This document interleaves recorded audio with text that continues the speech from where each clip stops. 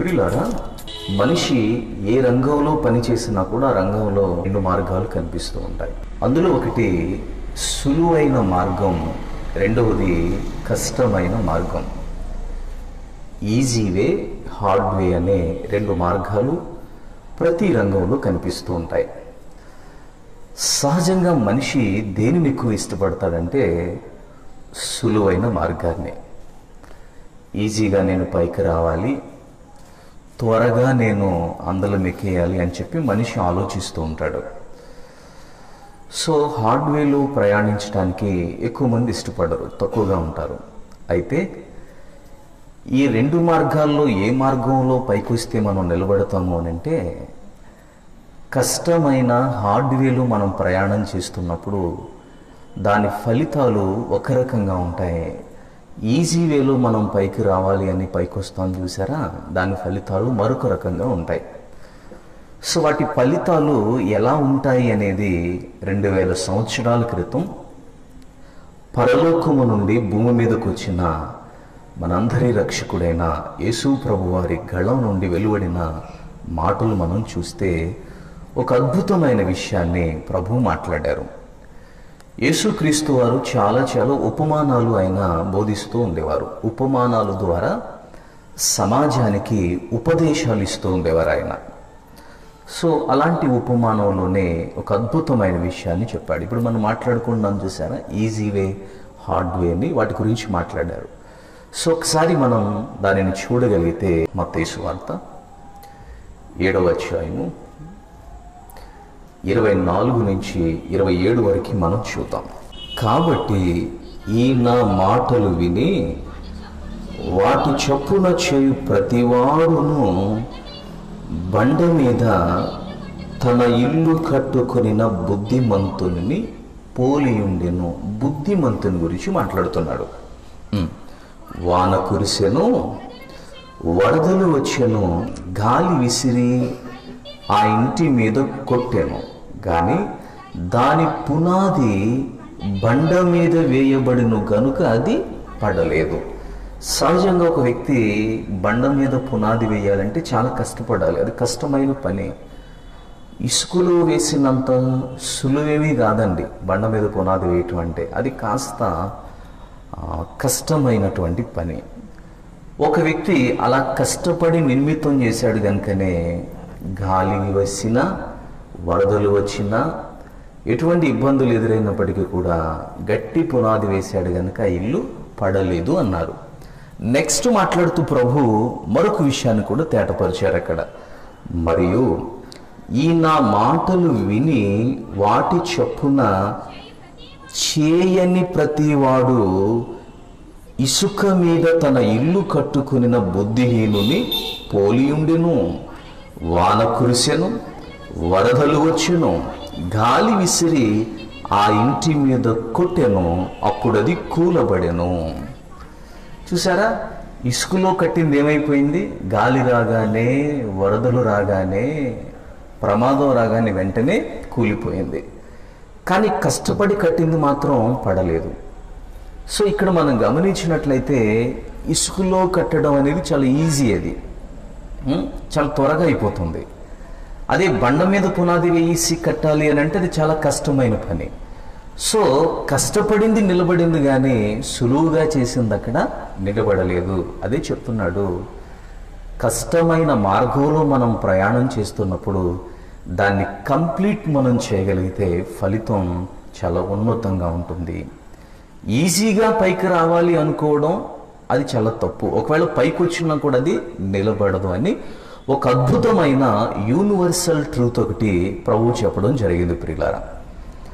అందును బట్టి మన కళ్ళ ముందు కూడా ఇలాంటి 2 మార్గాలు ఎప్పుడూ కనిపిస్తూ ఉంటాయి. సో అందులో మనం ఈజీ వే కంటే హార్డ్ వేని ఎన్నుకోవటం చాలా మంచిది. చాలామంది ఈజీగా పైకి రావాలని చెప్పేసి తప్పులు చేస్తూ ఉంటారు, అడ్డదారులు తొక్కుతూ ఉంటారు, చాలా దేవునికి నచ్చని పాపాలు కూడా చేసేవాళ్ళు ఉంటారు ప్రియులారా. కానీ క్రైస్తవులుగా మనం ఏం చేయాలంటే కష్టమైన, బరువైన, భారమైన ఇదిగో ఆ కష్టాన్ని కంప్లీట్ చేసి మనం హార్డ్ వేలోనే ప్రయాణిస్తే ఒకరోజు ఫలితం ఉన్నతంగా ఉంటుంది. కష్టపడండి, ఫలితాలు చాలా గొప్పగా ఉంటాయి. కష్టపడితే ఫలితాలు గొప్పగా ఉంటాయనడానికి చరిత్రలో కొందరు మనకి స్ఫూర్తిదాయకంగా కనిపిస్తూ ఉంటారు ప్రియులారా.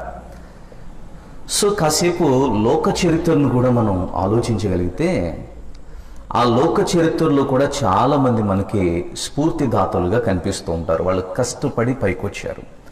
అందులో ఒక వ్యక్తి జీవితాన్ని మీకు చెప్తాను, బాగా వినండి. ఒక వ్యక్తి ఉన్నాడు, అతని వయసు 21వ సంవత్సరం. 21వ సంవత్సరంలో ఆయన ఏం చేశాడంటే వ్యాపారాన్ని స్టార్ట్ చేశాడు. అతని ఏజ్ ఎంత అనుకుంటున్నాం? 21.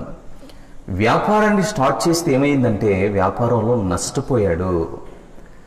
సో వ్యాపారంలో ఎప్పుడైతే నష్టపోయాడో ఇప్పుడు తన వయసు 22వ సంవత్సరం వచ్చింది. 22లో ఆయన ఏం చేశాడంటే ఎలక్షన్లో పోటీ చేశారు ఆయన. సో ఎలక్షన్లో పోటీ చేశారు. 22వ సంవత్సరం తన ఏజ్ అప్పటికి ఎలక్షన్లో కూడా ఓడిపోయారు ఆయన. మరలా 24వ సంవత్సరం వచ్చింది అతని ఏజ్. అప్పుడు ఆయన మళ్ళీ ఏం చేశారంటే వ్యాపారాన్ని స్టార్ట్ చేశారు ఆయన. సో ఆ వ్యాపారం మళ్ళా నష్టపోయారు, మళ్ళా దెబ్బతింది. 24వ సంవత్సరంలో కూడా ఇబ్బంది పడ్డారు. నెక్స్ట్ అతని వయసు ఇప్పుడు 26 సంవత్సరాలు వచ్చాయి. 26వ సంవత్సరంలో ఏం జరిగిందో తెలుసా? తను బాగా ఇష్టపడే వ్యక్తిని కోల్పోయాడు ఆయన. అప్పటికి అతని వయసు 26. 27వ సంవత్సరం వచ్చేసరికి అతని జీవితంలో భయంకరమైన నరాల బలహీనత వచ్చేసిందండి. చాలా భయంకరమైన బలహీనత. నలిగిపోయాడు ఆయన. 21వ సంవత్సరం నుంచి కష్టపడుతున్నాడు. 27కు వచ్చేటప్పటికి పరిస్థితులు చాలా భయంకరంగా ఉన్నాయి. ఆ నరాల బలహీనత నుంచి కోలుకోవడానికి అతనికి చాలా టైం పట్టింది. అలా కోలుకున్న తర్వాత 34వ సంవత్సరంలో ఏం చేశారంటే ఆయన మళ్ళీ ఎలక్షన్లో నిలబడ్డారు. ఆయన మళ్ళీ ఓడిపోయారు. ఏమండి 34 అయిపోయింది, మరలా 45లో మళ్ళీ ఎలక్షన్లో నిలబడ్డారు, మరలా ఓడిపోయారు ఆయన. ఏమండి మళ్ళీ 47వ సంవత్సరం వచ్చేసరికి ఆ దేశానికి ఉపరాష్ట్రపతి కింద పోటీ చేశారు ఆయన. ఆ పోటీలో మరలా ఓడిపోయారు ఆయన. వయసు ఎంత ఇప్పుడు? 47.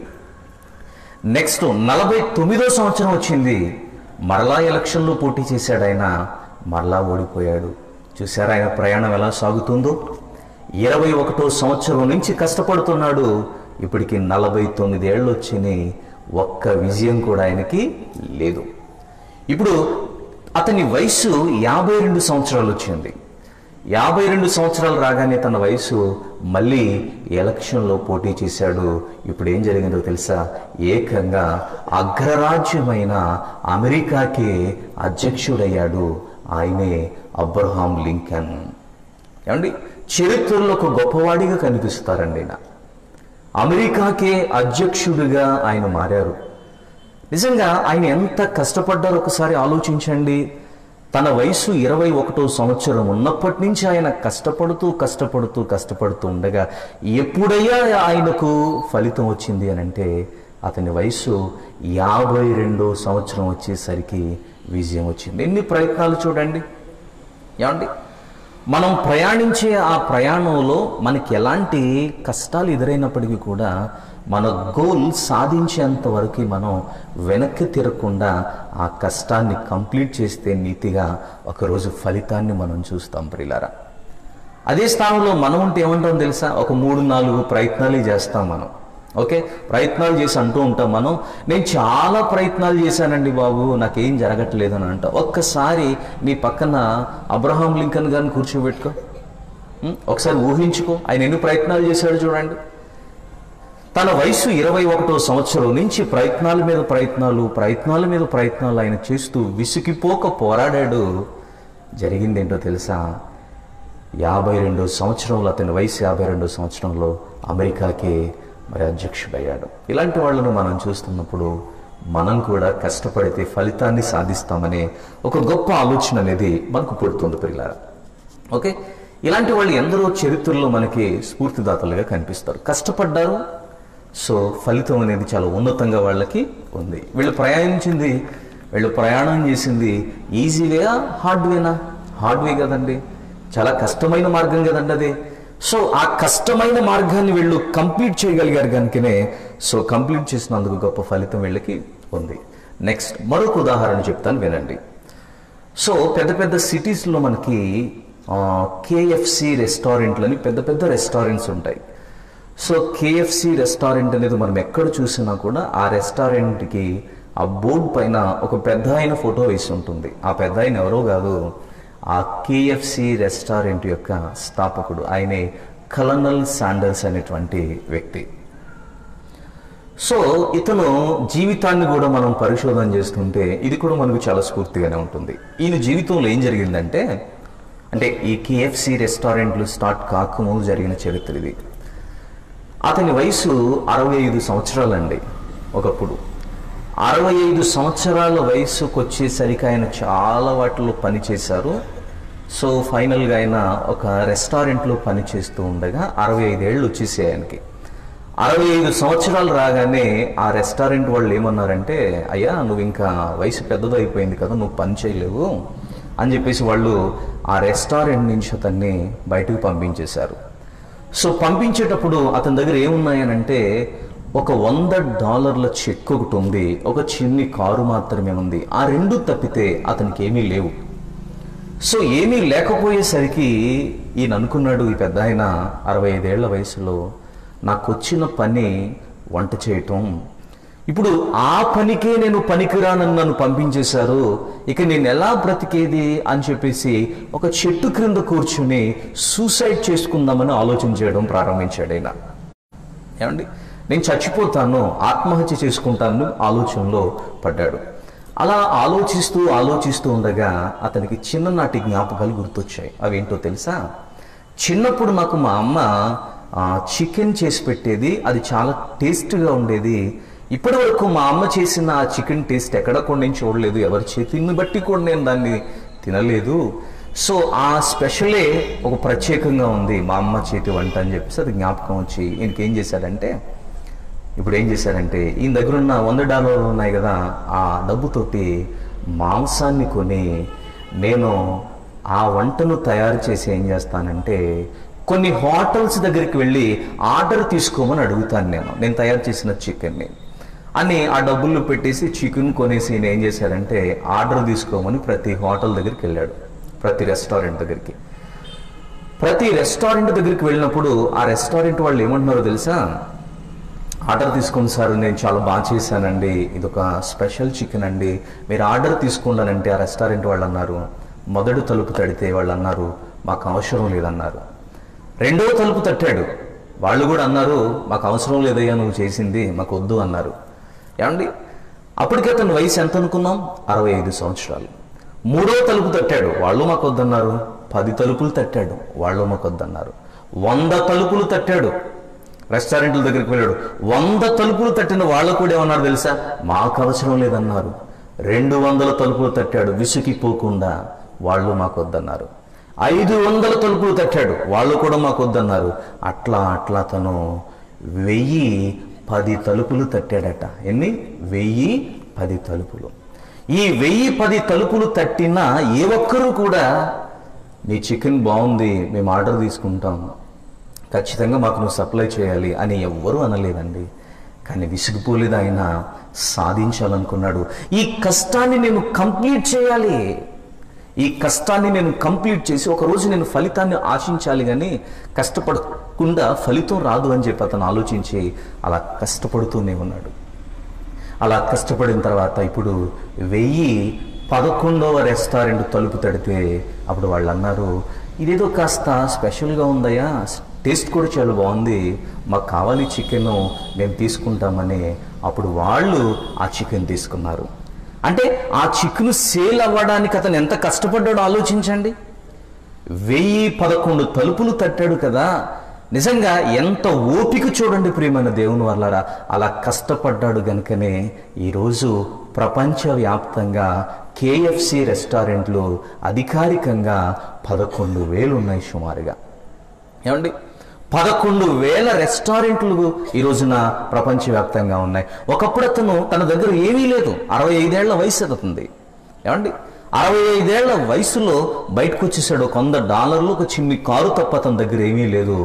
కానీ అతడు హార్డ్వే అనుకున్నాడు, ఈ కష్టమైన మార్గములో నేను ప్రయాణిస్తాను, ఎప్పటికైనా ఫలితం వస్తుంది అనుకున్నాడు.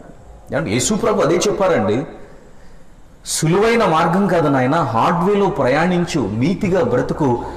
సో నువ్వు దాన్ని ప్రయాణం చేస్తున్నప్పుడు ఏదో ఒక రోజు ఫలితం వస్తుంది. ఆ ఫలితం ఎలా ఉంటుందో తెలుసా? వాన కురిసినా పడదు, వరద వచ్చినా పడదు, గాలి విసిరినా ఇల్లు పడదు. ఎందుకంటే నువ్వు ఎలా కట్టావు? కష్టపడి కట్టావు. కనుక మన జీవితాల్లో కూడా సులువుగా పైకి రావాలన్నది పక్కన పెట్టేసేయండి. చాలామంది కష్టపడకుండా నేను పైకి వచ్చేయాలి, రాత్రికి రాత్రి నేను గొప్పవాడిని అయిపోవాలని ప్రయత్నాలు చేస్తూ ఉంటారు. వద్దు, కష్టపడండి, శ్రమపడండి, ఫలితాన్ని ఆశించండి. ఓకే, కష్టాన్ని కంప్లీట్ చేస్తే వచ్చే ఫలితాలుగా వీళ్ళిద్దరిని చూసాం. ఓకేనా? ఈ పాయింట్ గుర్తుపెట్టుకోవాలి. కష్టాన్ని కంప్లీట్ చేయటాన్ని బట్టి వచ్చిన ఫలితాలు. ఒక ఆయన అమెరికాకే అధ్యక్షుడు అయ్యాడు, మరొక ఆయన 11,000 రెస్టారెంట్లకే ఒక గొప్ప స్థాపకుడుగా ఉన్నాడు. ఓకేనా? సో వీళ్ళు కష్టాన్ని కంప్లీట్ చేశారు, ఫలితం వచ్చింది. ఓకే, ఇది మనసులో పెట్టుకుని బైబిల్ చరిత్రలోనికి వెళ్ళి ఒక సందర్భాన్ని మనం ఆలోచిద్దాం. ఓకే, బైబిల్ చరిత్రలో మనకి యూదులు కనిపిస్తూ ఉంటారు. యూదులు బైబిల్లో మొత్తం ఇశ్రాయేలీలు అనేవాళ్ళు 12 గోత్రాలు అయితే, ఆ 12 గోత్రాలలో 10 గోత్రాల వారిని ఇశ్రాయేలీలు అన్నారు, 2 గోత్రాల వారిని యూదులు అనటం జరిగింది. 10 గోత్రాల వారు ముందుగానే అషూరు చెరలోనికి వెళ్ళిపోయారు. ఓకే, వారు చేసిన తప్పిదములను బట్టి, వారు చేసిన అపరాధములను బట్టి, వారు చేసిన పాపములను బట్టి దేవుడి వాళ్ళని శిక్షకు అప్పగించారు. సో నెక్స్ట్ మిగిలి ఉంది ఎవరయ్యానంటే 2 గోత్రాలైన యూదులు. ఇప్పుడు ఆల్రెడీ ఇశ్రాయేలీలు చెరలోనికి వెళ్ళిపోయారు కాబట్టి యూదులు ఖచ్చితంగా ఒక పాఠాన్ని నేర్చుకోవాలి. ఏమని? మా సోదర జనాంగం దేవుని మాటను వినకపోవటాన్ని బట్టే, దేవుని మాటను తిరస్కరించడాన్ని బట్టే వారు భయంకరమైన చెరలోనికి వెళ్ళిపోయారు. మేము కూడా అలా తిరస్కరిస్తే మా బ్రతుకులు కూడా ఇంతే, మేము చాలా నీతిగా బ్రతకాలని యూదులు పాఠం నేర్చుకోవాలి. కానీ వాళ్ళు అలా కాదు, వీళ్ళు కూడా త్రోవ తప్పి దేవుణ్ణి బాధపెట్టారు. సో అలా యూదుల వలన కూడా దేవుడు చాలా బాధపడినప్పుడు ఆ దినాల్లో ఒక ప్రవక్త ఉన్నాడు, విలాప ప్రవక్త. ఆయనే ఇర్మియా గారు. ఏమండి? విలపించే ప్రవక్త ఆయన. ఓకే, ఈ ఇర్మియా గారు ఆ యూదుల మధ్య ఉండి అనేక పర్యాయములు వాళ్లకు హెచ్చరికలు చేస్తూనే ఉన్నారు. సేవకుడు హెచ్చరిక చేసినప్పుడు మారితే ఫలితం వేరుగా ఉంటుంది, మారకపోతే శిక్ష చాలా భయంకరంగా ఉంటుంది. అది మీరు ఎప్పుడూ గమనించాలి. ఓకే, దేవుడు మాట్లాడడం అని అంటే రాత్రికి రాత్రి నీ కలలోనికి వచ్చి నేను పిలవడు. కేవలం దేవుడు మాట్లాడడం అంటే సేవకులు ఉపదేశిస్తున్నప్పుడు ఆ ఉపదేశం ద్వారా దేవుడు మనతో సూటిగా స్పష్టంగా మాట్లాడతారు. అలా దేవుడు మాట్లాడుతున్నప్పుడు మన బ్రతుకులను సరిచేసుకునే వారిగా ఉండాలి. అలానే ఆ దినాల్లో ప్రవక్త అయిన ఇర్మియా గారి ద్వారా దేవుడు యూదులతో మాట్లాడుతున్నారు. ఏమనో తెలుసా? మీరు చేసిన తప్పులను బట్టి దేవుడు చాలా కోపంగా ఉన్నాడు అని ఇర్మియా గారు చెప్తూ వచ్చారు. సో చెప్పినటువంటి ఆయన ఏమన్నారు తెలుసా? దేవుని కోపాన్ని చెప్తూ ఇర్మియా గారు, మీరు త్వరలో బబులోను చెరకు వెళ్ళిపోబోతున్నారు. ఆ బబులోను చెరలో మీరు 70 సంవత్సరాలు బంధింపబడతారని దేవుడు ముందుగానే చెప్పేశారు. ఎన్ని సంవత్సరాలట శిక్ష? 70. సో దేవుడు ఏ నిర్ణయం తీసుకున్నా దాని వెనకాల చాలా కారణం ఉంటుంది, చాలా లోతైన ఆలోచన ఉంటుంది. మనకి దేవునికి ఆలోచన ఎంత తేడా ఉంటుందో కూడా మనకు తెలుసు. ఆకాశానికి భూమికి ఉన్నంత తేడా కంటే ఎక్కువ తేడాగా ఉంటుంది. ఆయన ఆలోచనలు వేరు, మన ఆలోచనలు వేరు. దేవుడు ఏం చేశారనంటే వీళ్ళను శిక్షించడానికి నిర్ణయించుకున్నారు ఆయన. అది ఇర్మియా గారి ద్వారా చెప్పించారు. శిక్ష ఎన్ని సంవత్సరాలంటే 70 సంవత్సరాలు శిక్ష పడుతుందని ఇర్మియా గారట ప్రతి ఉదయం వాళ్ళ మధ్య లేచి బోధ చేస్తూనే ఉన్నారు. కానీ వాళ్ళలో విననొల్లని వారిగానే ఉండిపోయారట. ఒకసారి ఆ మాట చూద్దాం. ఇర్మియా గ్రంథం 25వ అధ్యాయము 3వ వచనం చదువుకుందాం. ఇర్మియా గ్రంథం 25వ అధ్యాయము 3వ వచనాన్ని చదువుకుందాం. అందరూ గమనించండి. ఆమోను కుమారుడను యూదారాజునైన యోషియా 13వ సంవత్సరము మొదలుకొని నేటి వరకు ఈ 23 సంవత్సరములు యెహోవా వాక్కు నాకు ప్రత్యక్షమగుచు వచ్చాను. 23 సంవత్సరాలటండి. ఓకే, ప్రత్యక్షమగుచు వచ్చాను. నెక్స్ట్ మాట చూడండి, నేను పెందల కాడ లేచి మీకు ఆ మాటలు ప్రకటించుచు వచ్చినను మీరు వినకపోతిరి. పెందల కాడే లేచాడట ఆయన. పొద్దున్నే లేచి వాళ్ళకు వాక్యం చెప్తుంటే వాళ్ళు ఎలా ఉన్నారట? వినకపోతిరి. అంటే విననొల్లని ప్రజలుగానే ఉండిపోయారు. సేవకుడు గద్దించాడు, సేవకుడు హెచ్చరిక చేస్తున్నారు. అట్లా సేవకుడు చెబుతున్నా కూడా వాళ్ళు ఎలా ఉన్నారంటే విననొల్లని వారిగానే ఉండిపోయారు. ఆయన పొద్దున్నే లేచి వాక్యాన్ని చెప్పారట. అలా ఎన్ని సంవత్సరాలు చెప్పారట?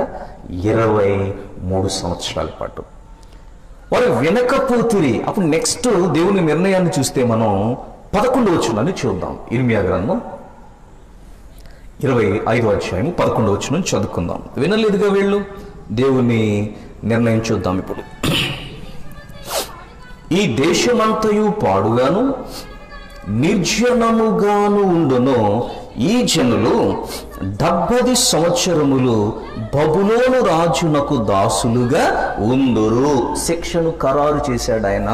ఈ జనులు 70 సంవత్సరముల పాటు బబులోను రాజునకు దాసులుగా ఉంటారు. ఎవరు వాళ్ళంటే యూదులు. ఏమండి, బబులోను చెరకు వెళ్ళిపోతున్నారు. ఆ శిక్ష ఎంతకాలం అంటే 70 సంవత్సరాలని దేవుడు ముందుగానే నిర్ణయించాడు. సో ఆ ప్రకారంగానే వీళ్ళు చెరకి వెళ్ళిపోయారు. ఎప్పుడు వెళ్ళిపోయారంటే క్రీస్తుకు పూర్వం 605లో వీళ్ళు చెరకి వెళ్ళిపోయారు. ఓకే, దేవుడు చెప్పారు కదా. సో దేవుడు చెప్పారంటే అక్షరాల నెరవేరుతుంది. అది మిమ్మల్ని శిక్షిస్తున్నానని దేవుడు చెప్పినట్టుగానే యూదులందరూ కూడా బబులోను చెరకు వెళ్ళిపోయారు. నెబుకద్నెజరు వచ్చాడు, దాడి చేశాడు.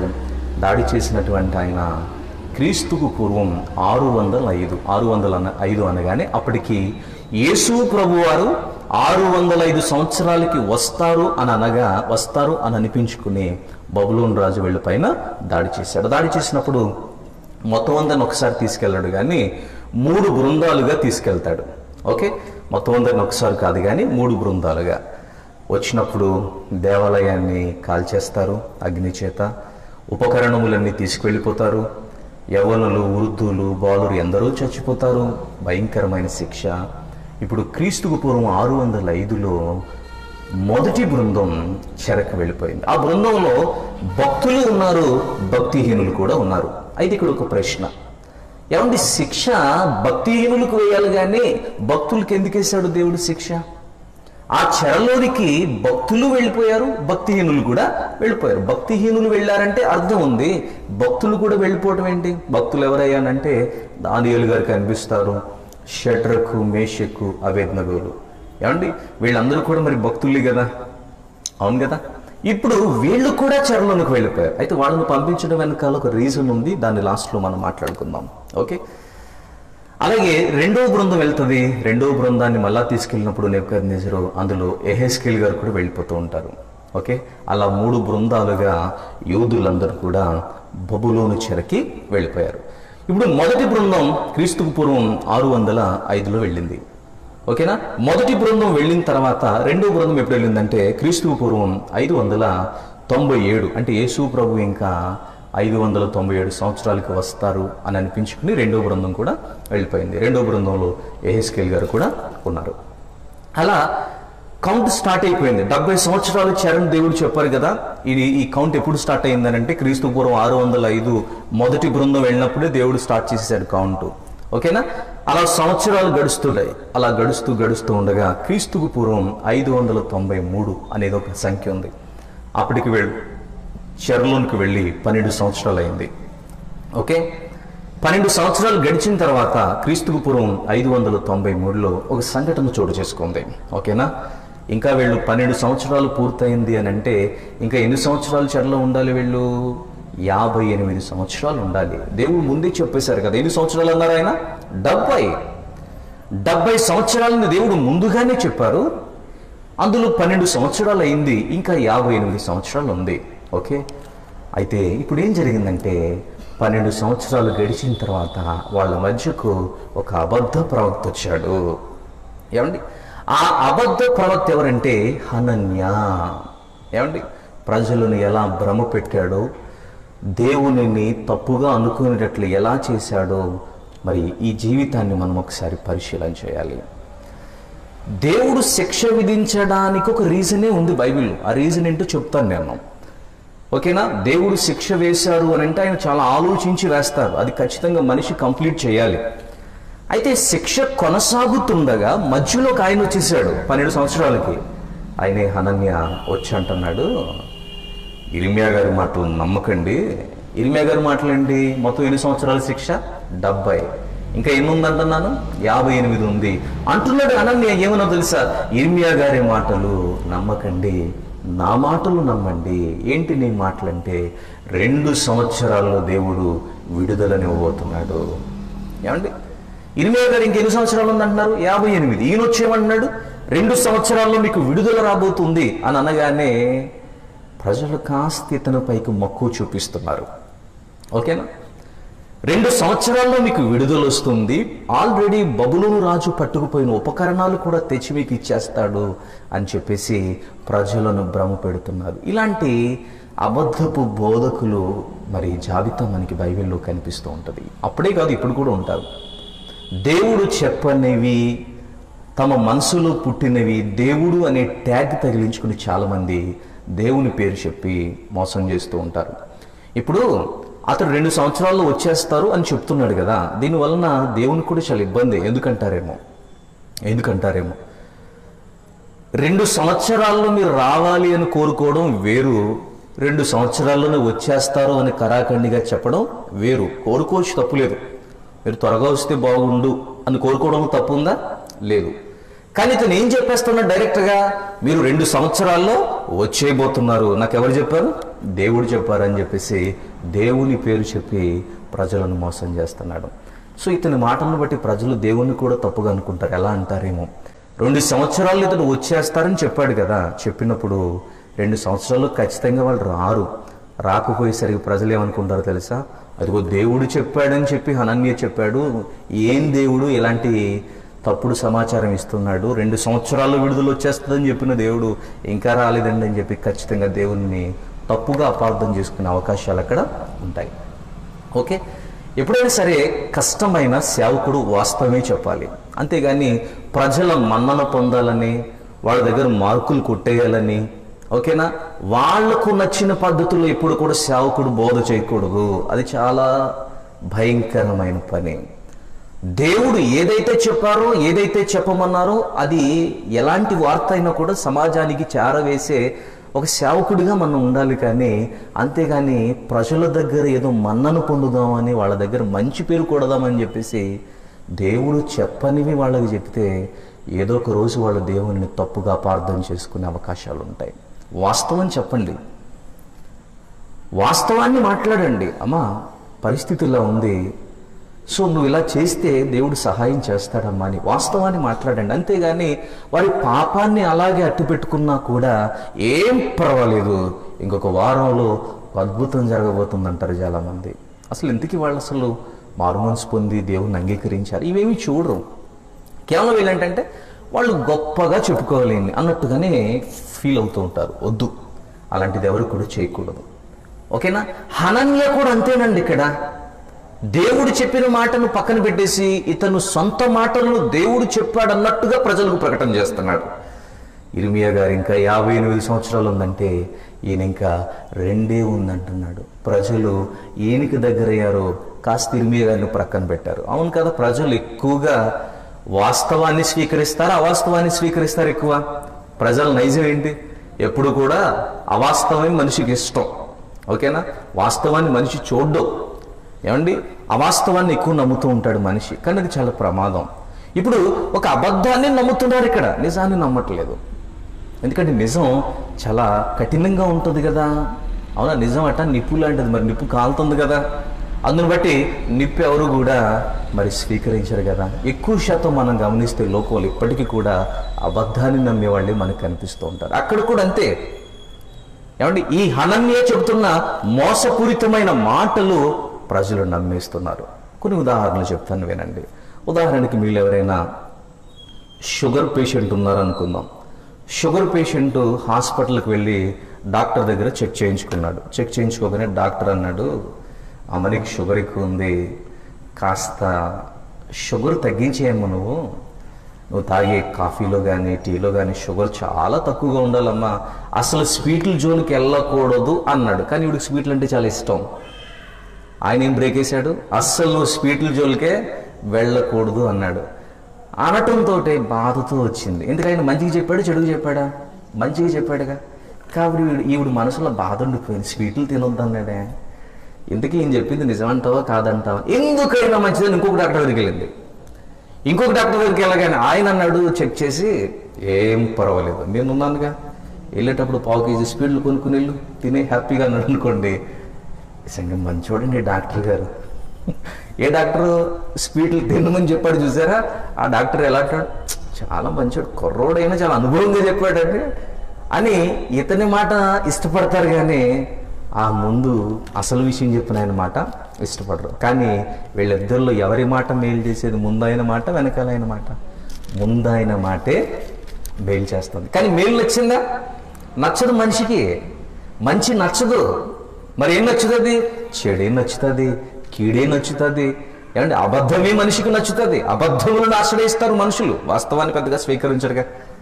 కానీ మనం గమనించాల్సింది ఏంటంటే వాస్తవాన్ని మనం స్వీకరించాలి. అది కష్టమైన, అది నిప్పులా ఉన్న దాన్ని స్వీకరించాలి. అలాగే పిల్లలను కూడా చూడండి, స్కూల్కి పిల్లల్ని పంపించినప్పుడు ఎగ్జామ్స్ జరుగుతూ ఉంటాయి.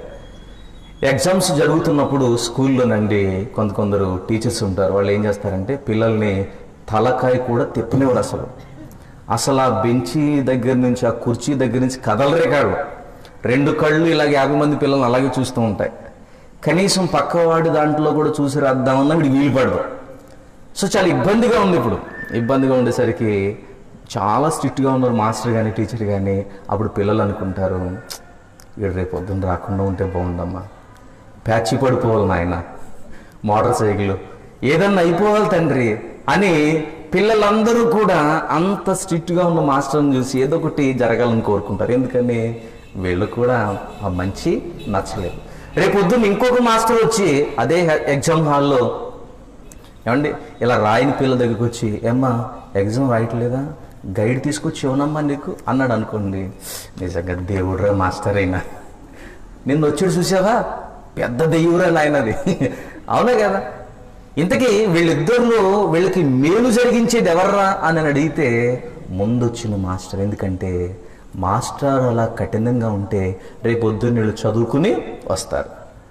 ఇప్పుడు మాస్టర్ ఇలా ఫ్రీగా వదిలేశాడు అనుకోండి, అలా ప్రతి మాస్టర్ ఫ్రీగా వదిలేశాడు అనుకోండి, రేపు పొద్దున్న MBBS కూడా అయిపోద్ది వీళ్ళకి.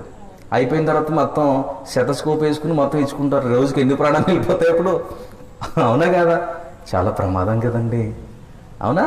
కానీ ప్రజలకు ఏది నచ్చుతుందంటే, ఇదిగో నిజం కంటే అబద్ధం, వాస్తవం కంటే అవాస్తవాన్ని ఎక్కువ ఇష్టపడుతూ ఉంటారు.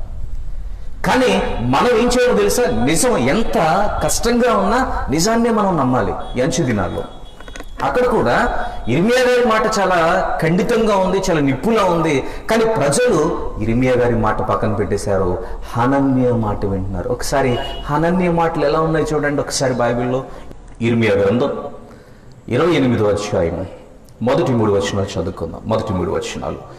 యూదా రాజైన సిద్కియా ఏలుబడి ఆరంభమున 4వ సంవత్సరము 5వ నెలలో గిబియోను వాడును ప్రవక్తయు అగు అజ్జూరు కుమారుడునైన హనన్య, గమనించారా? హనన్య యాజకులు ఎదుటను ప్రజలందరి ఎదుటను యెహోవా మందిరములో నాతో ఇలాగనెను, దేవుడు నాతో అన్నాడు అని చెప్తున్నాడు. అనిను ఇశ్రాయేలు దేవుడను సైన్యములకు అధిపతియగు యెహోవా ఇలాగు సెలవిచ్చుచున్నాడు, నేను బబులోను రాజు కాడిని విరిచి ఉన్నాను. ఎన్ని సంవత్సరాల్లోగానట? 2 సంవత్సరములలోగా బబులోను రాజైన నెబుకద్నెజరు ఈ స్థలములో నుండి బబులోనుకు తీసుకుని పోయిన యెహోవా మందిరోపకరణములన్నిటినీ ఇచ్చటికి మరలా తెప్పించెననెను. నాకు దేవుడు చెప్పారు అనే ఒక అబద్ధాన్ని చెప్తున్నాడు హనన్య. కానీ నిజంగా వాస్తవంలోనికి వెళితే ఇతనికి దేవుడు చెప్పలేదు, ఇతను ఒక అబద్ధ ప్రవక్త. కేవలం ప్రజల దగ్గర మంచి అనిపించుకోవడానికి ఆ క్షణాన్న అడ్డదారి త్రొక్కాడు. ఏమండి, అడ్డదారి త్రొక్కాడు అక్కడ. ఇప్పుడు ప్రజలందరూ కూడా ఎక్కువగా ఇదే నమ్ముతున్నారండి. వాస్తవాన్ని చెప్పి ఇర్మియా గారిని ప్రక్కన పెట్టేశారు. హనన్యా ఎంతో మంచోడు చూడు, మనకి ఎలా చెప్తున్నాడో 2 సంవత్సరాల్లో మనం వచ్చేస్తారట మన వాళ్ళందరూ కూడా. ఇంకా 3వ బృందం అప్పటికి వెళ్ళలేదు. 2 సంవత్సరాల్లో వచ్చేస్తారట మన వాళ్ళందరూ కూడా. మళ్ళా వస్తా కూడా మన ఉపకరణాలు అన్నిటినీ కూడా తీసుకొచ్చేస్తారట. మన ఉపకరణాలు పట్టుకెళ్ళిపోయారు కదా వాళ్ళు, తీసుకొచ్చేస్తారట. హనన్యా చెప్తున్నాడు. హనన్యా మాటలు నమ్ముదామని ప్రజలు అబద్ధాన్ని నమ్ముతున్నారు. ఏమండి, ఇలా ప్రజలను మభ్యపెట్టేవాళ్ళు ఆనాడే కాదు, ఈనాడు కూడా ఉన్నారు. అయితే మనం ఏం చేయాలో తెలుసా? మన దగ్గర వాక్యం ఉంది కాబట్టి ఏది వాస్తవము ఏది అవాస్తవం అనేది చాలా జాగ్రత్తగా మనం పరిశీలన చేయాలి ఈ అంచు దినాల్లో. ఏమండి, ఏ ఆత్మ దేవుని సంబంధమైనది, ఏ ఆత్మ దేవుని సంబంధం కానిది అనేది మనం చాలా జాగ్రత్తగా మనం పరిశీలన చేయాలి. ఏమండి, ఎప్పుడైతే ఇతను ఇలా మాట్లాడాడో విందాం. ఏమండి, ప్రజలందరూ ఇతనికి దగ్గర అవుతున్నారు. అప్పుడు దేవుడు ఇర్మియా గారితో చెప్పారేమో తెలుసా? ఇతను త్వరలో చచ్చిపోబోతున్నాడు అన్నారు.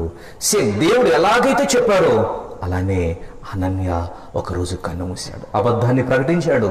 అది నెరవేరకుండా ఏమైపోయాడు? చచ్చిపోయాడు. ఓకేనా? ఇలాంటి అబద్ధ బోధకులను గురించి, హనన్యా లాంటి అబద్ధ బోధకుల గురించి దేవుడు ముందుగానే యూదులైనటువంటి వాళ్ళకి చెప్పినట్టుగా మనం దైవ గ్రంథంలో చూడగలం. ఒకసారి ఆ మాటలు కూడా చూద్దాం రండి. ఇర్మియా గ్రంథం 23వ అధ్యాయం 15-16 వచనాలు చదువుకుందాం. 15-16 వచనాలు. కావున సైన్యములకు అధిపతి యెహోవా ఈ ప్రవక్తలను గూర్చి సెలవిచ్చినదేమనగా, యెరూషలేము ప్రవక్తల అపవిత్రత దేశమంతటా వ్యాపించెను.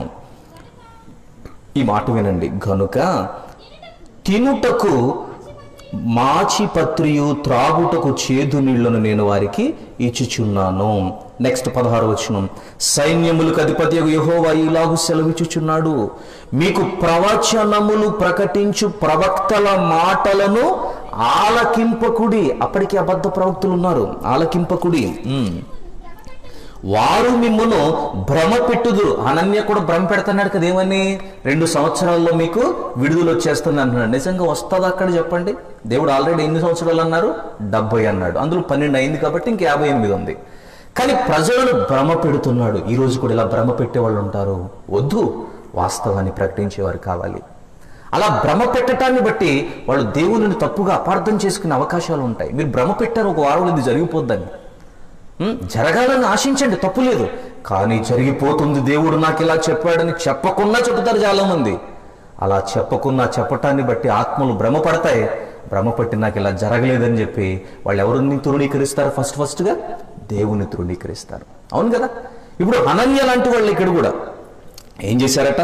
మీకు ప్రవచనములు ప్రకటించు ప్రవక్తల మాటలను ఆలకింపుకుడి. వారు మిమ్ములను భ్రమ పెట్టుదురు.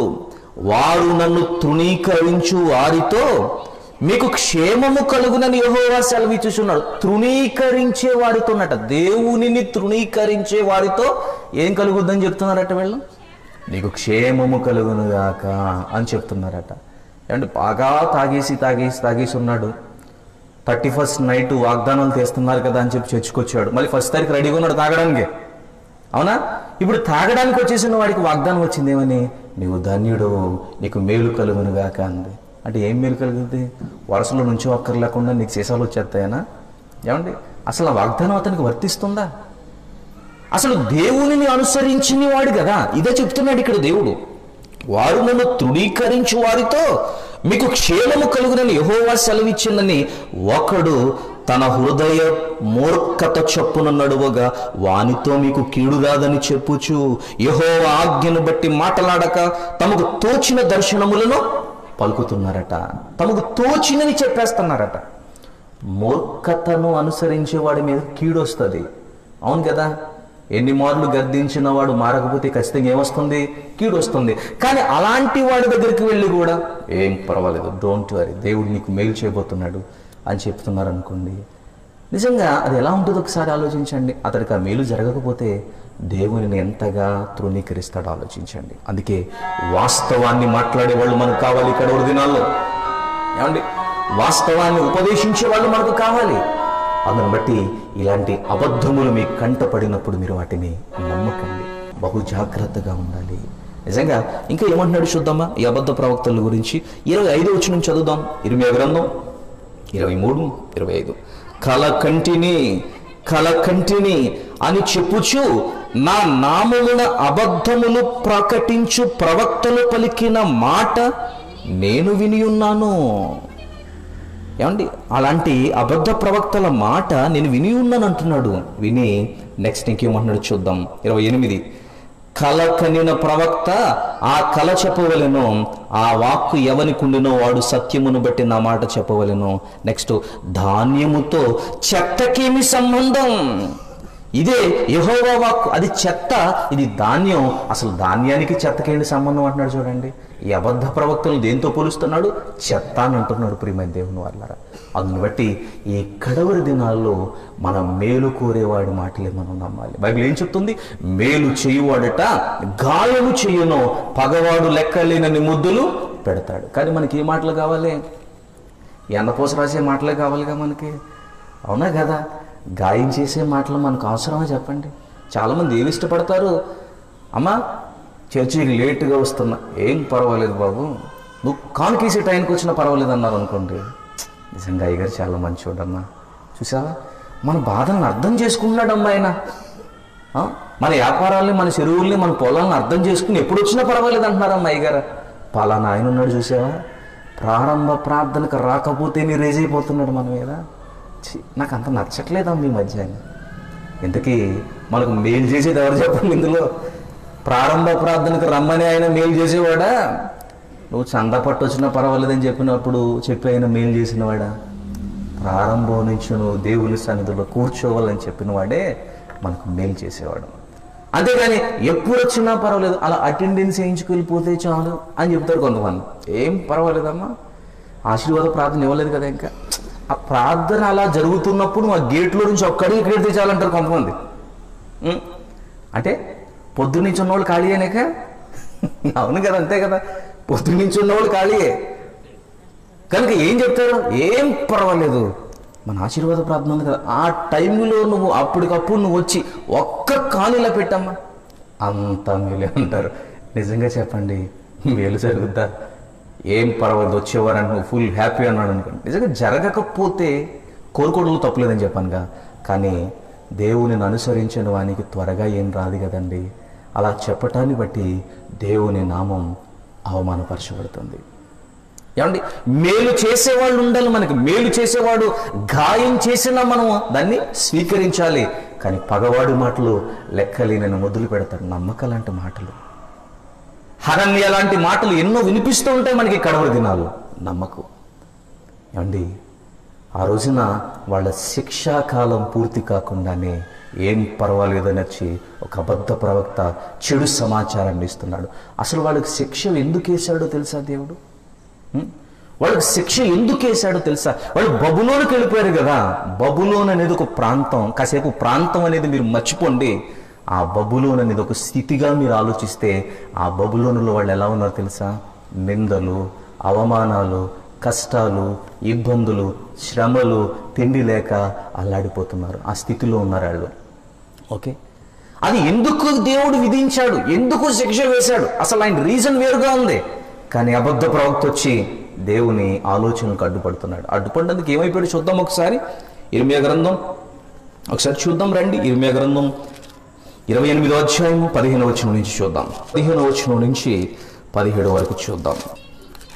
అంతటా ప్రవక్త అయిన ఇర్మీయా ప్రవక్త అయిన హనన్యాతో ఇట్లా, నేను వాస్తవాన్ని చెప్పే ప్రవక్త ఉన్నాడు ఇక్కడ, అబద్ధ ప్రవక్త ఉన్నాడు. వాస్తవాన్ని చెప్పే ప్రవక్త అబద్ధ ప్రవక్త అయిన హనన్యాతో ఇట్లా అంటున్నాడట. ఏమని?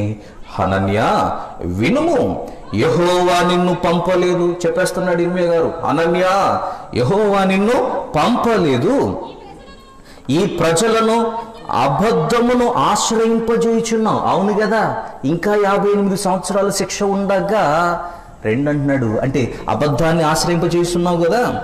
కాగా యెహోవా ఈ మాట సెలవిచ్చుచున్నాడు, భూమి మీద నుండి నేను నిన్ను కొట్టివేయుచున్నాను. యెహోవా మీద తిరుగుబాటు చేయుటకై. అవును, 2 సంవత్సరాల్లో వచ్చేస్తారని చెప్తున్నాం. వాళ్ళు రాకపోయేసరికి దేవుని మీద ప్రజలు ఏం చేస్తారో తెలుసా? తిరుగుబాటు చేస్తారు. నువ్వు చూపిన ఆశను బట్టి తిరుగుబాటు చేయుటకై నీవు జనులను ప్రేరేపించితివి గనుక ఈ సంవత్సరము నీవు మరణమవుదువని చెప్పాను. ఆ సంవత్సరమే 7వ నెలలో ప్రవక్త అయిన హనన్య మృతి నొందెను. ఇర్మియా గారు అన్నట్టుగానే 7వ నెలలో ఏమైపోయాడు? చచ్చిపోయాడు. చూసారా, అబద్ధాన్ని ప్రకటించేవాడు అబద్ధం నెరవేరకుండా ఏమైపోయాడు? చచ్చిపోయాడు. ఎందుకంటే అది అబద్ధం కదా. నెరవేరుతుందా? నెరవేరదు. కానీ మనకు వాస్తవాన్ని చెప్పే ఇర్మియా లాంటి ప్రవక్తలు కావాలి. ఏమండి, ఇప్పుడు 2 సంవత్సరాలకు వచ్చేస్తారన్నది నిజంగా దేవుడు చెప్పిన మాట అంటే కాదు. దేవుడు ఏమన్నారు తెలుసా? 70 సంవత్సరాలు పూర్తి చేయాలంటున్నారు. చూద్దాం మాట కూడా. 29వ అధ్యాయానికి రండి. దేవుని మాట ఎలా ఉందో 29వ అధ్యాయం. అప్పుడు అతను చచ్చిపోయాడు. చచ్చిపోయిన తర్వాత 29వ అధ్యాయం ఇర్మియా గ్రంథం 8వ వచనం నుంచి 11వ వచనం వరకు చదువుకుందాం. ఇశ్రాయేలు దేవుడును సైన్యములకు అధిపతియగు యెహోవా ఇలాగు సెలవిచ్చుచున్నాడు, మీ మధ్యనున్న ప్రవక్తల చేత నైనను మాంత్రజ్ఞుల చేత నైనను మీరు మోసపోకుడి. మీలో కలలు కనివారి మాటలు వినకుడి. వారు నా నామమును బట్టి అబద్ధ ప్రవచనములు మీతో చెప్పుదురు, నేను వారిని పంపలేదు. నేను అసలు ఆయన పంపలేదు అంటున్నారు. చూడండి దేవుడు. ఇదే యెహోవా వాక్కు. 10వ వచనం. యెహోవా ఈ ఆజ్ఞ ఇచ్చుచున్నాడు. ఈ పదం అందో వినండి. ఎన్ని సంవత్సరాలు చెప్పేస్తున్నాడు చూడండి. బబులోను రాజ్యమునకు 70 సంవత్సరములు గతించిన తరువాతే. ఆ 70 సంవత్సరాలు పూర్తయిపోవాలన్నాడు ఆయన. అబద్ధ ప్రవక్త వచ్చి ఏం చెప్పాడు? 2 సంవత్సరాలు అన్నాడు. తెలిపోతుంది అతను అబద్ధం అని చెప్పేసి దేవుడు చెప్తున్నాడు. చూడండి, 70 సంవత్సరములు గతించిన తరువాతనే మిమ్మును గూర్చి నేను పలికిన శుభవార్త నెరవేర్చి ఈ స్థలమునకు మిమ్మును తిరిగి రప్పించినట్లు నేను మిమ్మును దర్శించును. అప్పటి వరకు నేను దర్శించను. అప్పటి వరకు మీరు శిక్ష అనుభవించవలసిందే. మరలా మీరు యెరూషలేముకు రావాలంటే ఎన్ని సంవత్సరాలు శిక్ష వేశాను నేను మీకు? 70. ఆ 70 సంవత్సరాల శిక్ష మీరు అనుభవించాలంటున్నాడు దేవుడు. అప్పటి వరకు నేను మిమ్మల్ని దర్శించను. నేను మిమ్మల్ని గూర్చి ఉద్దేశించిన సంగతులను నేనెరుగుదును. రాబోవు కాలమందు మీకు నిరీక్షణ కలుగునట్లుగా అవి మీకు సమాధానకరమైన ఉద్దేశములే గాని హానికరములైనవి కావు. ఇదే యెహోవా వాక్కు. సమాధానకరమైన ఉద్దేశములే గాని ఆ శిక్ష మీకు హానికరమైతే కాదంటున్నాడు. ఏమండి, ఇంతకీ ఆ శిక్షను దేవుడు ఎందుకు వేశారు అసలు చెప్పేస్తున్నారు కదా. 70 సంవత్సరాలు కంప్లీట్ అయితేనే కానీ మీరు బయటకు రారు అంటున్నాడు దేవుడు. కష్టపడండి, మీరు కంప్లీట్ చేయండి. ఆ కష్టాన్ని మీరు కంప్లీట్ చేయండి. అప్పుడు మీకు ఫలితం ఉంటుంది. అప్పుడు నేను దర్శిస్తాను. ఫలితం అంటే అదే, నేను దర్శిస్తాను, మీరు యెరూషలేముకి వెళ్ళిపోతారంటున్నాడు దేవుడు. ఇంతకీ శిక్ష అంటున్నాడు. ఎందుకు వేశాడండి శిక్ష? ఎందుకండి వాళ్ళకు అవమానాలు? ఎందుకండి నిందలు? ఎందుకండి తిండి లేని బ్రతుకులు? ఎందుకండి ఆ కష్టాలు? ఎందుకు దేవుడు వాళ్ళని శిక్షకు పంపించాడు? ఎందుకంత భయంకరమైన శిక్ష వేశాడు దేవుడు? దేవుడు తీసుకున్న నిర్ణయం నిజంగా చాలా లోతైనది. ఒకవేళ ఈరోజు మీ పరిస్థితి కూడా నిందలు, అవమానాలు, ఏమండి భయంకరమైన ఒడిదుడుకులు, చాలా కష్టాలలో ఆనాడు వాళ్ళ స్థితి అలాగే ఉంది. ఈరోజు మీ స్థితి కూడా అలాగే ఉందేమో ఒక్కసారి ఆలోచన చేయండి. ఏమండి, ఎందుకు ఈ స్థితిలో ఉండిపోయారు? కారణం ఏంటి? వాళ్ళు ఆనాడు ఎందుకు ఆ స్థితిలో ఉండిపోయారు? కారణం ఏంటి అని ఆలోచిస్తే కొన్ని మంచి మాటలు దేవుడు చెప్పారు బైబిల్లో. చూద్దాం. సామెతల గ్రంథం 3వ అధ్యాయం 11-12 వచనాలు చదువుకుందాం. అందరూ గమనించండి. నా కుమారుడా, యెహోవా శిక్షను తృణీకరింపవద్దు, ఆయన గర్దింపునకు విసుకవద్దు. దేవుడు శిక్ష వేసినప్పుడు దాన్ని తృణీకరించకు. తండ్రి తనకిష్టమైన కుమారుణ్ణి గర్దించు రీతిగా యెహోవా తాను ప్రేమించిన వారిని గర్దించును. ప్రేమించిన వారిని శిక్షిస్తాడట దేవుడు. అంటే మీకు అర్థమవ్వాలి, బబులోను చెరకు యూదులను అప్పగించాడంటే వాళ్ళని దేవుడు ఏం చేస్తున్నాడు? ప్రేమిస్తున్నాడు గనుకనే శిక్ష వేశాడు. ఏమండి, కనుక యెహోవా శిక్షను తృణీకరించొద్దు, ఆ శిక్షను మీరు కంప్లీట్ చేయండి. ఏమండి, శిక్షను కంప్లీట్ చేయండి, నిందలను కంప్లీట్ చేయండి, అవమానాలు మీరు కంప్లీట్ చేయండి, ఈ కష్టాలు మీరు కంప్లీట్ చేయండి. ఇదిగో ఆ శిక్ష నేనే వేశాను, దాన్ని మీరు కంప్లీట్ చేయాలి. ఎందుకో తెలుసా? ఆ శిక్షలోనే ఉంది గొప్ప ఆశీర్వాదం. అవును, శిక్షలు ఎందుకు పడతాయో తెలుసా అండి? స్కూల్కి పిల్లలు లేటుగా వస్తారు, అప్పుడు మాస్టర్ ఏం చేస్తారు తెలుసా? బయట ఎండలో నుంచోబెడతారు వాళ్ళని. ఏమండి, ఎండలో ఎందుకు నుంచోబెట్టారు, ఎందుకు ఈ శిక్ష వేశారంటే మరొక్కసారి లేటుగా రాకూడదు, అందుకే ఇవన్నీ ఎండలో పెట్టేశాడు. అంటే శిక్ష మేలు కొరకేనా? మేలు కొరకే. బాబు ఎగ్జామ్లో ఫెయిల్ అయిపోయాడు అని చెప్పేసి మాస్టర్ అతన్ని స్కూల్ చుట్టూ కూడా రౌండ్లు వేయమన్నాడు. ఎందుకు ఎండలో శిక్ష వేశాడంటే మరొక్కసారి ఫెయిల్ అవ్వకుండా ఉంటాడని. అంటే శిక్ష మేలు కొరకే. అంటే దేవుడు వాళ్ళకి కూడా శిక్ష ఎందుకు వేశారయ్యానంటే మేలు కొరకే, మరొక్కసారి ఆ తప్పు చేయకుండా ఉంటారని ఆ శిక్షను వీళ్ళు కంప్లీట్ చేశారు. ఈ రోజున మీ జీవితాల్లో కూడా, మీ బ్రతుకుల్లో కూడా 70 అని నేను అనను, కానీ ఒకవేళ మీ జీవితాల్లో కూడా ఇలాంటి పరిస్థితులు ఎదురైతే, ఇలాంటి కష్టాలు, నిందలు, అవమానాలు, ఎన్నో ఒడిదుడుకులు మీ కుటుంబాల్లో కనిపిస్తూ ఉంటే ఈ కోణంలో ఎందుకు ఆలోచించకూడదు? దేవుడు నన్ను శిక్షించాడేమో, నేను గతంలో చేసిన తప్పిదములను బట్టి దేవుడు నాకు శిక్ష విధించాడేమో, ఆ శిక్షను నేను స్వీకరిస్తాను, ఆ శిక్షను నేను కంప్లీట్ చేస్తానని నువ్వు దేవుని సన్నిధిలో ఒప్పుకోవాలి. దేవుడు మేలు కొరకే శిక్ష వేస్తారట. అందరూ వినాలి, ఈ పాయింట్ చాలా చాలా ఇంపార్టెంట్. ఈ కోణంలో మనం ఆలోచిద్దాం. ఏమండి, సో వాళ్ళకి ఆ స్థితి ఎందుకు వచ్చిందంటే దేవుడే విధించాడు. అది ఈ రోజున మీ జీవితాల్లో కూడా జరుగుతుందంటే ఒక్కసారి ఆలోచన చేయండి. నువ్వు దేవుని మీద తిరుగుబాటు చేసి ఉంటావు, దేవుని మీద నువ్వు చేసిన తిరుగుబాటు, దేవునికి నువ్వు కనపరిచిన వ్యతిరేకత, దేవుని ప్రజలకు నువ్వు చూపిన వ్యతిరేకత, ఇవన్నీ తప్పులు కాదంటావా? ఒకవేళ నీ జీవితాల్లో అలాంటి తప్పు గనక చేసుంటే ఖచ్చితంగా ఆ శిక్షను నువ్వేం చేయాలి? కంప్లీట్ చేయాలి. ఎందుకు వేశాడో తెలుసా? మరొక్కసారి నువ్వు అలా ఉండకుండా ఉంటావని. ఇది గమనించండి, ఈ కోణంలో ఆలోచించండి. కొందరు ఉంటారండి తిరుగుబాటు అండి దేవుని మీద. అవునా? దేవుని సేవకుల మీద తిరుగుబాటు చేస్తూ ఉంటారు. ఏమండి, కొందరు ఉంటారు వాళ్ళ జీవితం అంతా కూడా తిరుగుబాటు, హేయమైన పనులు.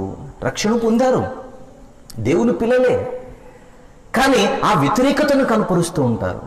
గమనించు, నువ్వు అలా చేయటాన్ని బట్టేనేమో ఈ రోజున శిక్షలో, అందుకే నీ జీవితంలో నెమ్మది లేక, సమాధానం లేక ఇబ్బంది పడుతున్నావు. మరి ఏం చేయాలి? దేవుని సన్నిధిలో ఒప్పుకోవాలి. దేవుని సన్నిధిలో నిన్ను నువ్వు సమర్పించుకుని, నాయనా నేను గతంలో తప్పు చేశాను, అందుకేనేమో నేను ఈ శిక్షను వహిస్తున్నాను, అయ్యా నీ కృపను నాకు అనుగ్రహించని దేవుని పాదాలు పట్టుకోవాలి. నువ్వు దేవుని పాదాలు పట్టుకుని ఆయన వేడుకోవాలి. నీవు ఆయన వేడుకోవాలి. కనుక దేవుడు శిక్షలు వేస్తున్నాడంటే అది మేలు కొరకేనన్న విషయాన్ని మీరు గుర్తుపెట్టుకోవాలి. ఇంకొక మాట చూద్దాం రండి.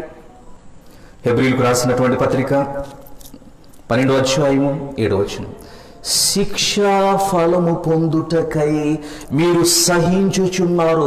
శిక్ష అనంతరం ఏముంటుందట చెప్పండి? ఫలం ఉంటుంది. అందరూ వినాలి. ఇశ్రాయేలీయులు, యూదులు, వాళ్ళ గురించి మనం విన్నాం ఇప్పటి వరకు కూడా.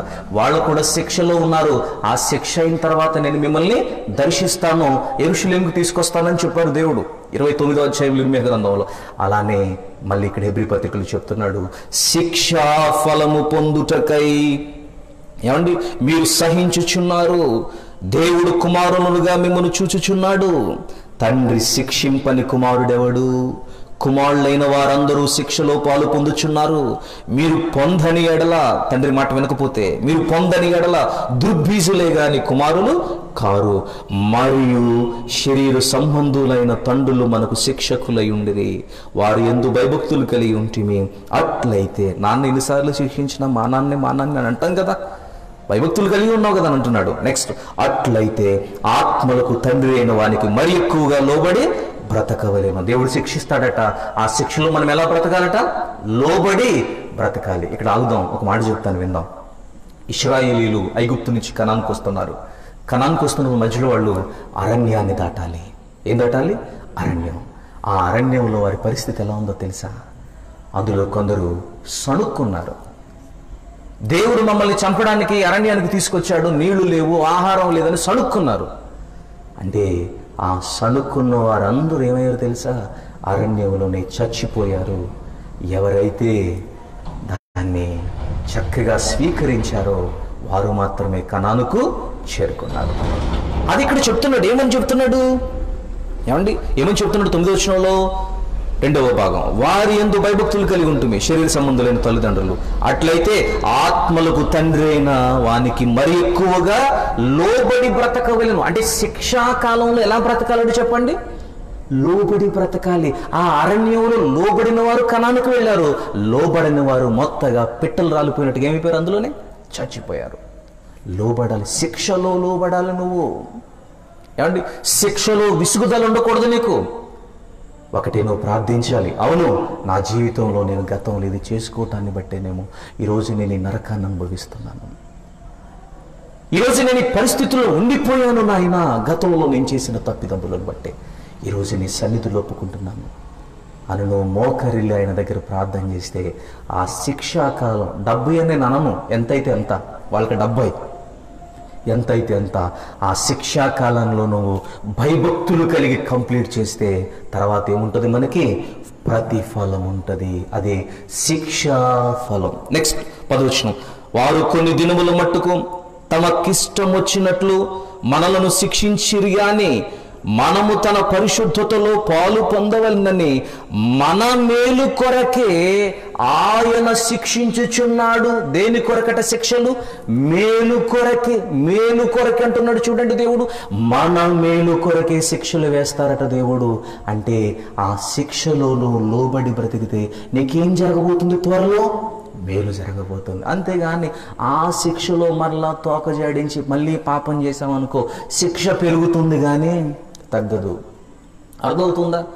చాలామంది బ్రతుకుల్లో శిక్షను పెంచుకుంటూ పోతూ ఉంటారు. అలాగా దేవుడు నువ్వు మారతావని నీకు శిక్ష వేశాడు, కనీసం తప్పు తెలుసుకుంటావేమో, కనీసం ఇప్పటికైనా మారు మనసు పొంది, అయ్యో నేను ఇలా ఉండటాన్ని బట్టేనేమో దేవుని కృపను నేను పొందుకోలేకపోయాను, ఇలా ఉండటాన్ని బట్టేనేమో దేవుని దివ్య కాంతి నా మీద పడలేకపోయింది, అయ్యో నా తప్పును తెలుసుకున్నాను, ఈరోజు నన్ను ఒప్పుకుంటావేమోనని దేవుడు నేను శిక్షిస్తున్నాడు. కానీ నువ్వు లోబడట్లేదుగా, రోజు రోజుకి శిక్షను పెంచుకున్నావు.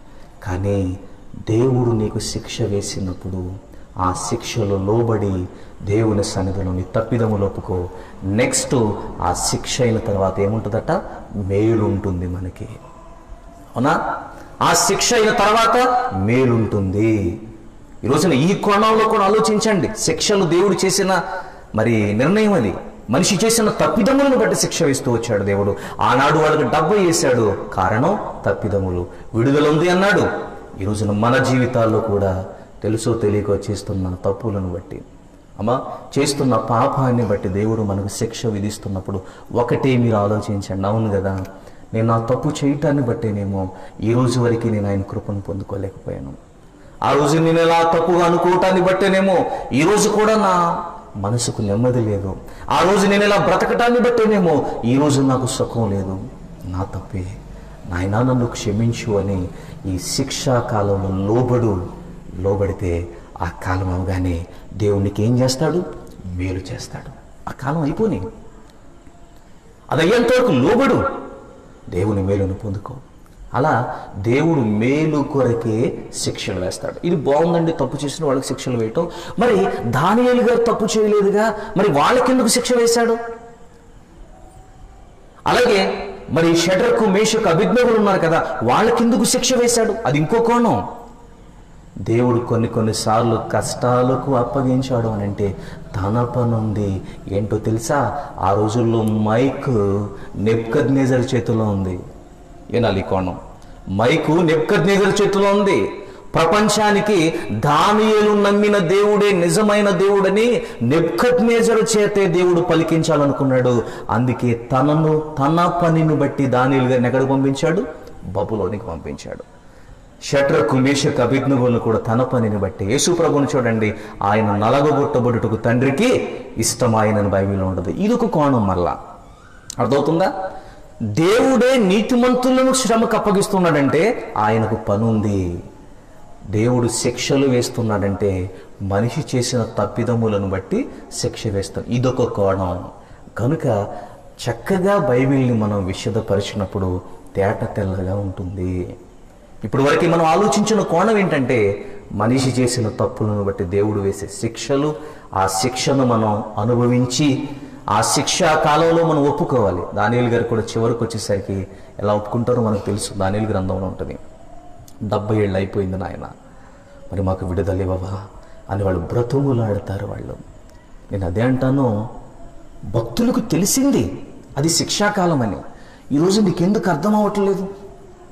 ఏమండి, ఎందుకు నీ జీవితంలో అటువంటి ఒప్పుకోలు కనపట్టలేదు? ఎందుకు నీ జీవితంలో లోబడే తత్వం కనపట్టలేదు? ఎందుకు దేవుని కోసం నిలబడలేకపోతున్నావు? ఎందుకు దేవుని కోసం పోరాడలేకపోతున్నావు? తిండి కావాలని, బట్ట కావాలని ఇహలోకంగా సంపాదన సందడిలో పడిపోయి దేవుని ప్రక్కన పెడుతూ ఈరోజు ఎందరో బ్రతుకులు దేవుని కంట కన్నీరు తీసుకొస్తున్నాయి. వద్దు ఆ బ్రతుకులు, ఇకనైనా మార్చుకో. తినడానికి ఉండడానికి దేవుడు ఇచ్చాడు చాలు అని అనుకో. ఆకాశం అంత ఎత్తుకు ఎదగాలని అనుకోకు, పడిపోయే అవకాశాలు ఉన్నాయి. నీ కుటుంబాన్ని మంచి మార్గంలో నడిపించుకోవడానికి ప్రయత్నం చేయి. తిండికి తక్కువ చేయట్లేదు కదా దేవుడు, బట్టకు తక్కువ చేయట్లేదు కదా. తృప్తిపడు, అన్న వస్త్రములు కలిగి తృప్తిపడు. అందలా లెక్కాలన్న ప్లాన్లు వేసావా, పడిపోతావు. దేవునికి లోబట్టం నేర్చుకో, దేవునికి లోబట్టం నేర్చుకో. నీతిని సంపాదించుకో. అహర్నిశలు దేవుని కోసం కష్టపడేవాడిగా ఉండు. ఈరోజున ఒకటి మీరు గమనించండి, ఇక్కడ కూర్చున్నటువంటి మీలో ఎవరి పరిస్థితి అయినా ఆనాడు వాళ్ళ పరిస్థితిలా ఉండి సుఖం లేక, నెమ్మది లేక బాధపడుతున్నారేమో, మనశ్శాంతి లేక ఇబ్బంది పడుతున్నారేమో. ఒక్కటి ఆలోచించండి, అవును నేను చేసిన తప్పులను బట్టి ఇది అనుభవిస్తున్నాను నాయన. తండ్రి, నేను క్షమాపణ కోరుకున్నాను. మరలా తప్పు చేయను నేను, మరలా నేను నా పాపాన్ని చేయను నేను, మరలా నేను నా తప్పు జోలికి వెళ్ళను నేను అని నిన్ను నీవు ఒప్పుకున్నప్పుడు ఆ కాలం కంప్లీట్ అయిపోద్దిగా. శిక్ష అది కంప్లీట్ చేసేయాలి. అది కంప్లీట్ అయిపోయిన తర్వాత మేలు ఉంటుంది. ఈ శిక్షలో ఉండగా మళ్ళీ తప్పులు చేసావనుకో శిక్ష పెరుగుద్దా తగ్గుద్దా? ఆల్రెడీ మర్డర్ చేసి జైల్లో కూర్చున్నాడు, 14 years పడిపోయింది. మళ్ళీ జైల్లోకి వెళ్ళిద్దరిని చంపాడు అనుకోండి, జీవితంలో బయటకు వస్తాడా? రాడు. నీ బ్రతుకు కూడా అలాగే ఉంది ఈ రోజున. అందుకే చాలామంది బ్రతుకులు చూడండి ఎప్పటికీ బయటికి రాలేకపోతున్నారు, దేవుని కృపను పొందుకోలేకపోతున్నారు. ఒకసారి దానియేలు గారి ప్రార్థన చూసి ముగించుకుందాం రండి. దానియేలు గ్రంథం 9వ అధ్యాయం 1-3 వచనాలు.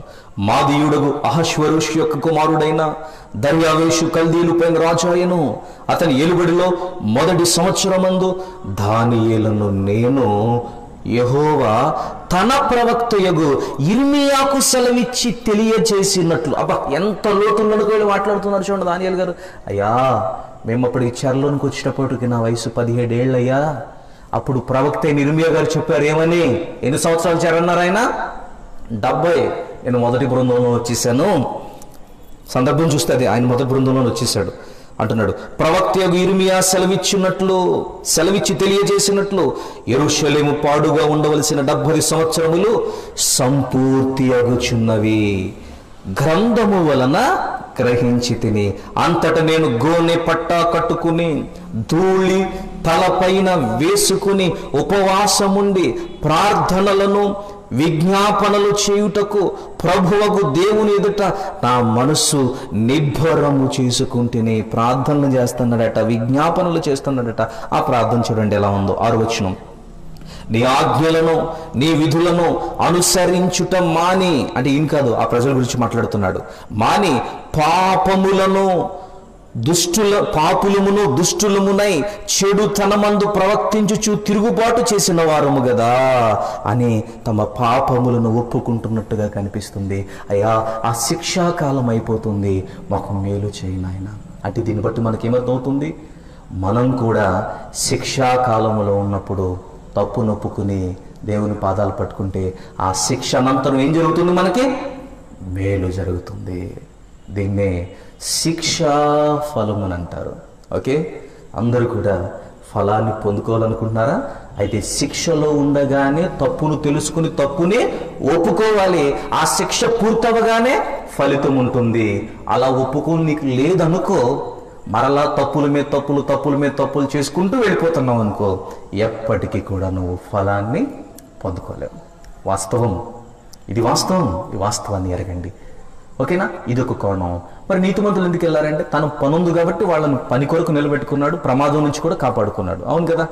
దానియేలు గారు సింహాల బోన్లో పడిపోయినా దేవుడు కాపాడుకున్నాడా లేదా? కాపాడుకున్నాడు. 3 యవనస్తులు అగ్నిగుండంలో పడిపోయినా వాళ్ళు తల వెంట్రుక ఒకటైనా కాలిందా? లేదు. కనీసం మాడి వాసన కూడా రాలేదు. వాళ్ళు కాపాడుకుంటాడు. కానీ పని కొరకు వాళ్ళని చెరకు తీసుకెళ్ళాడు, వీళ్ళందరినీ శిక్షించడానికి. ఆ శిక్ష అయిన తర్వాత మేలు అన్నట్టుగానే మరలా వీళ్ళు 3 బృందాలుగానే బబులోను నుంచి యెరూషలేముకు వచ్చేస్తారు. మొదటి బృందం జెరుబ్బాబెలు, రెండవ బృందం నెహెమ్యా గారు, మూడో బృందం ఎజ్రా గారు. మొదటి బృందం వచ్చి పడగొట్టబడిన దేవాలయాన్ని కడుతుంది, రెండో బృందం వచ్చి ప్రాకారాన్ని కడుతుంది, మూడో బృందం వచ్చి బ్రతుకులు కడుతుంది. అట్లా దేవుడు చెప్పినట్టుగానే వచ్చేస్తారు. ఎప్పటికి వచ్చారంటే శిక్ష పూర్తయిన తర్వాతే వచ్చారు. ఈ రోజున మన జీవితాల్లో కూడా శిక్ష అయిన అనంతరం ఫలాన్ని పొందుకునే వారిగా మీరందరూ ఉండాలి. బబులోన్ అనేది ప్రాంతం అన్న సంగతి కాసేపు మర్చిపోండి, అదొక స్థితిగా ఆలోచించండి.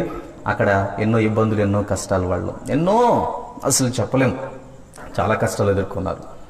చాలా ఇబ్బంది పెట్టారు కూడా వీళ్ళని, కానీ భరించారు.